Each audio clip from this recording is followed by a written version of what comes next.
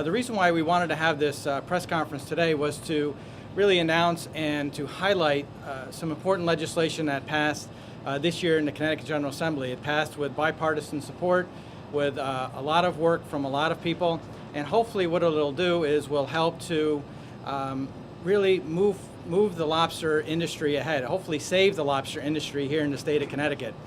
Years ago, not too long ago, we had about 1,200 lobstermen here along the coast of Connecticut. Now we have maybe 15 or 20 that are left. And there may be a number of reasons why that is the case, but one of the reasons why we believe that is the case, and why the fact that we see lobstermen have gone out of business and many have been around for generations, is because of chemicals that are being used that now go into Long Island Sound. We have two different chemicals that we know believe have been really very dangerous for Long Island Sound, for our lobster and our lobster industry. We know that they are very dangerous in Long Island Sound, and really the intent of using those chemicals is not a bad intent from a standpoint of trying to make sure that people do not contract West Nile virus. But because of the fact that they are now being put in our storm drains and they're ending up in Long Island Sound, we see evidence of the fact that they are now in our lobsters, and they are maybe causing the die-off of lobsters.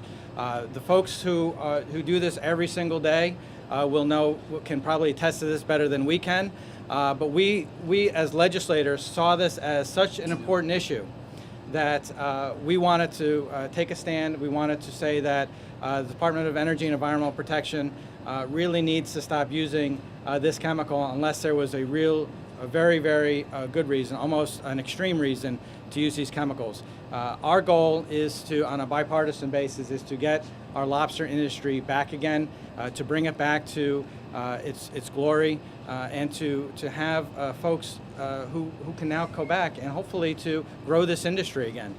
This equates to a lot of jobs in this state, equates to a tremendous amount to our local economy. We passed this bill, House Bill 6441, in order to alleviate the pressures that have been put onto the lobster industry. And as was previously mentioned also, with the result of these chemicals, methoprene and resmethrin, they kill on contact, they get down to the very vital organisms. So this is a link in the chain, and it's really, the way I see it, a barometer of things to come if we don't try and change the current practices. Now, the good news is with this legislation, Connecticut, Rhode Island, and I think even Massachusetts are starting to change their ways. Now we need to put pressure on New York, who's on the other side of Long Island Sound, and just as important, because as most people know, the waterways don't have any boundaries.